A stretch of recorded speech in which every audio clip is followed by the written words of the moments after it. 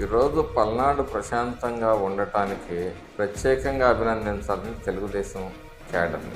ఎందుకంటే ఎన్నో అవమానాలు, ఎన్నో బాధలు, ఎన్నో అరాచకాల్ని, ఎన్నో దౌర్జన్యాల్ని అన్నిటినీ భరించి ప్రతీకార జ్వాలతో రగిలిపోయే పల్నాడు తెలుగుదేశం పార్టీ కార్యకర్తలు, నాయకులు ఈరోజు సంయమనం పాటిస్తున్నారంటే నేను మొట్టమొదటగా వాళ్ళనే అభినందిస్తాను. పోలీస్ శాఖ గొప్పతనమో లేకపోతే మా గొప్పతనమో కాదు. ఎందుకంటే మేము చెప్పిన దాని మీద బాబు గారి ఆలోచన ఈ విధంగా ఉందని చెప్పిన దాని మీద మరి దాన్ని గౌరవించి ఈరోజు పల్నాడులో ప్రశాంతతగా ఉంది అంటే వారి గొప్పతనంగా భావిస్తూ ఉన్నాం. అయితే అడపాదడపా భావోద్రేకాలు అందరికీ ఉంటాయి. వాళ్ళు కూడా మా మీద తిరగబడుతున్న సందర్భాలు కూడా లేకపోలేదు. నువ్వు ప్రశాంతత అంటావు.